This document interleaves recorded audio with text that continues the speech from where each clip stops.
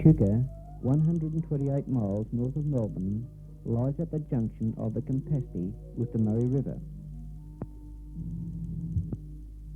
Here, where the coffee-coloured waters of the Campaspe merge unhurriedly into the olive-brown depths of the Murray River, was known to the Aborigines as Wangalingia, the meeting of the waters. It was here in the early 1850s that young Henry Hopwood, founder of Echuca, realising the value of trade with New South Wales, established Hopwood's Punt and later a pontoon toll bridge to ferry livestock and supplies across the river to supply the Victorian goldfields to the south. Trade between the states was not free until Federation, and the Victorian government were quick to impose a duty of 30 shillings per head on cattle and 2 shillings per head on sheep, as well as sugar and other commodities crossing the river. Duty on foreign imports was lower in South Australia than in either Victoria or New South Wales, and imports were brought through South Australia and up the Murray to the river ports such as Echuca, where great warehouses and trading businesses became established. Evidence of these activities may still be found in Echuca's old surviving buildings, particularly along the riverfront. In its heyday, Echuca boasted 86 hotels, catering for thousands of rivermen, longshoremen, steamermen and bargees, and to 1,500 wharf labourers who were needed to handle the cargoes. Best known was the Bridge Hotel, built by Hopwood at the river crossing, reputed to be the best and the most expensive outside of Melbourne. Hopwood's original house, once a showplace, is nearby. Many of the old buildings have been made into museums and are preserved and furnished in the manner of the pioneer period.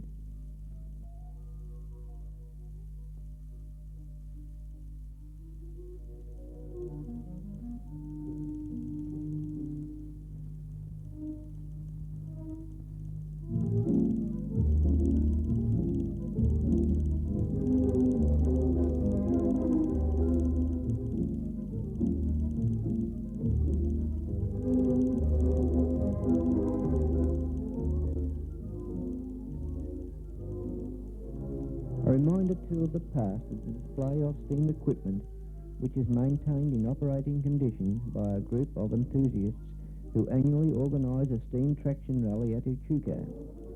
These old steam engines were used in road making, building, logging and in providing power for numerous tasks before the advent of the widespread use of the internal combustion and electric motors.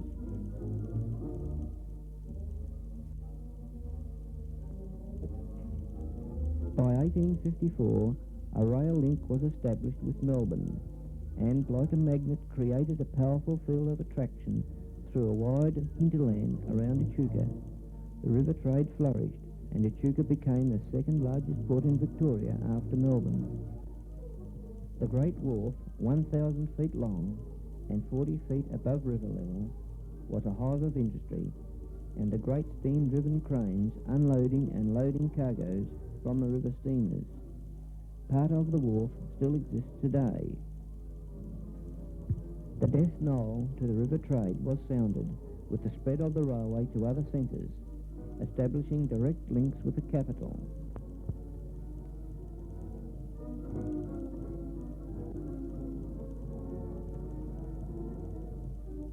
The rail bridge, built in 1878 for both rail and road traffic, carried produce from the riverina directly to Melbourne, virtually ending the droving of stock through Echuca, and led to the closing of the meatworks and canneries.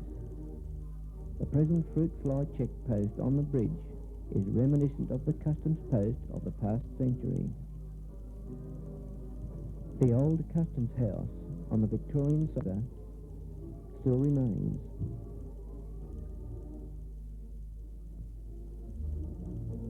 Since its early days of greatness, Echuca has seen and survived many dramatic changes. Indeed, the awareness of its past vicissitudes contributed much to its present position as a rigorous regional centre of the Murray Valley. Although in a different role, the great river, which spawned its birth, and enabled Echuca to emerge strong from a series of setbacks and depressions which has beset it, still remains its lifeblood in providing irrigation to the surrounding agricultural and pastoral districts and supporting its industries.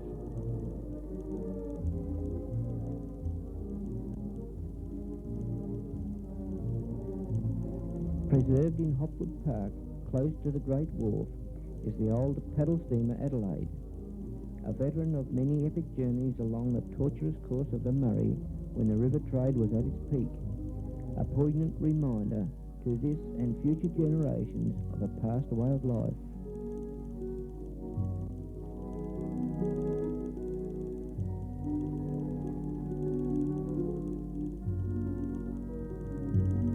A little of these pioneering days may be captured by sailing with the old paddle steamer Canberra, long retired from plying heavy cargoes of timber, wool, wheat and other produce between the river ports, now converted to carrying passengers on pleasure trips along the turbid waters of this noble stream, hemmed in on either side by precipitous banks, which often in the past has witnessed great floods and withering droughts, and echoed back the shrill blast of the steamer whistles. Twisting and turning along its meandering course, rounding each bend opens a new vista of river and sky, but all dominated by the beautiful old river red gums, which have stood sentinel over the span of time, here and there bearing great scars in evidence of the craft of the former indigenous people of the river in the making of their bark canoes. The Murray is an ancient river, much older than the country which now narrowly hems it in. 10 million years ago, its ancestor flowed broad and deep into a gulf which spread beyond Adelaide into western Victoria and southwest New South Wales. As the gulf uplifted and drained to the ocean, the river cut a new course through the broad expanse of sediments it had helped to deposit.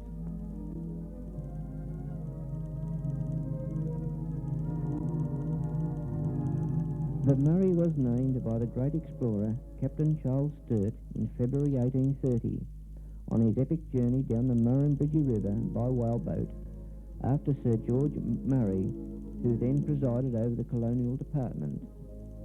The entry from Sturt's journal records, "At 3 p.m. it was observed we were approaching a junction, and in less than 1 minute afterwards we were hurried into a broad and noble river. It is impossible to describe the effect of so instantaneous a change in circumstances upon us.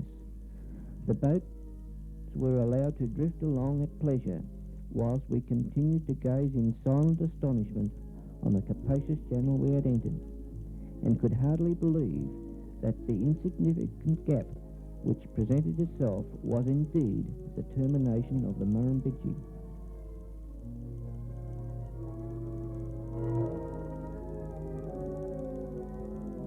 The river is indeed a mecca for sportsmen in fishing, boating, water skiing and other aquatic sports.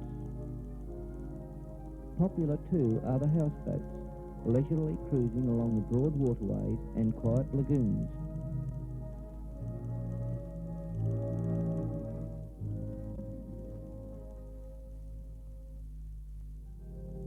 One of the vagaries of the Murray, which eventually helped spell doom to the great river trade, was a great variation in level from year to year, from a raging flood to a sluggish trickle, which made the stream unnavigable to riverboats.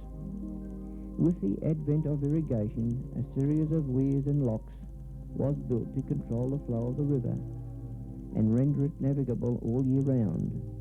Too late, however, to save the river trade.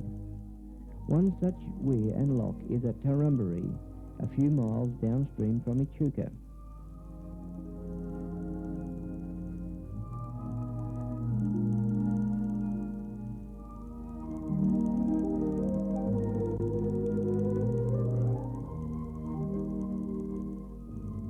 Great red gum forests are a feature of the Murray Valley, and timber milling was one of Echuca's earliest industries. Here the red gum logs are stacked in the forest ready for transport to the sawmill. The use of bulldozers and diesel-driven timber jinkers today is a far cry from the old steam engines and winches and bullock-drawn log buggies of yesteryear.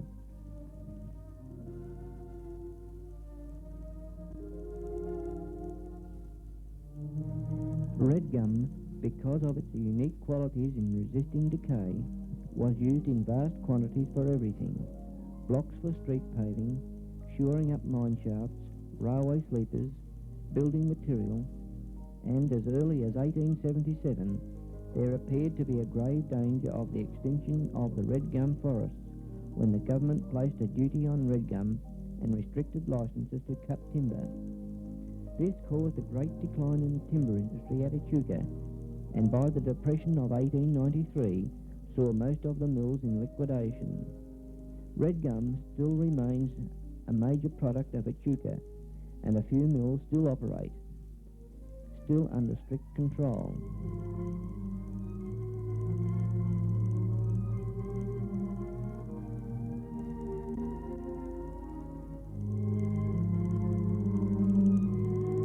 The glory of the old red gums is reflected in the quiet lagoons and billabongs along the river, an idyllic spot for an evening stroll, the still waters being disturbed only by the widening ripples set up by the occasional falling leaf or hovering insect.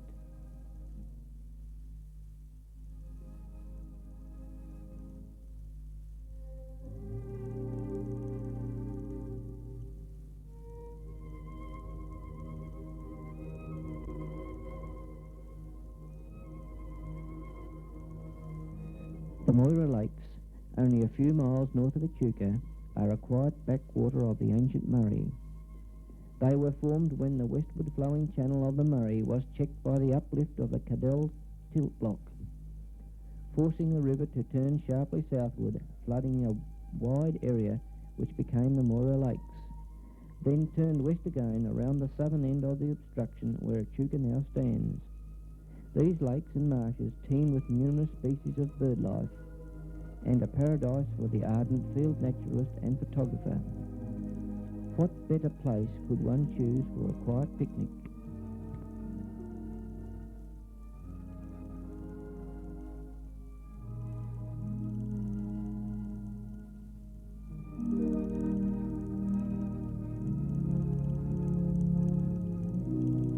Nearby, Barmer Forest remains unspoiled and is a natural sanctuary for fauna and flora.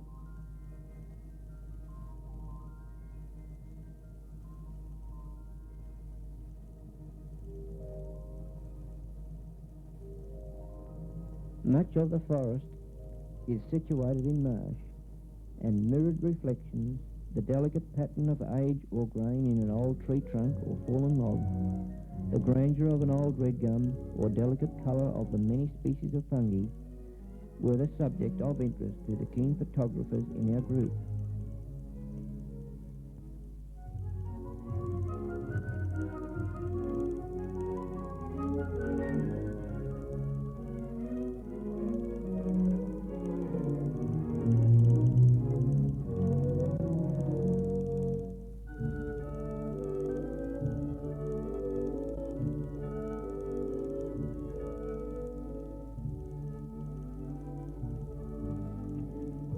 Truly the time when the old gums don their best array is when the reddening rays of the setting sun cast its golden glow over the old, gnarled, yet delicately etched and patterned limbs.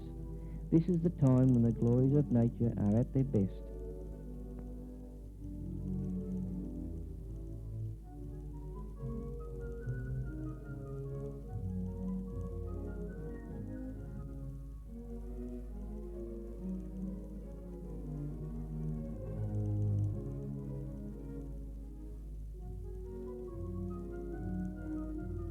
What more fitting climax to a perfect day than a session of folk singing around a roaring campfire to dispel the chill of the evening air, the gentle sizzle of barbecuing steak, and the wafted scent of the eucalypt. Jackie boy, sing you out Very well. Hey, down, Oh, no. daddy, daddy, down.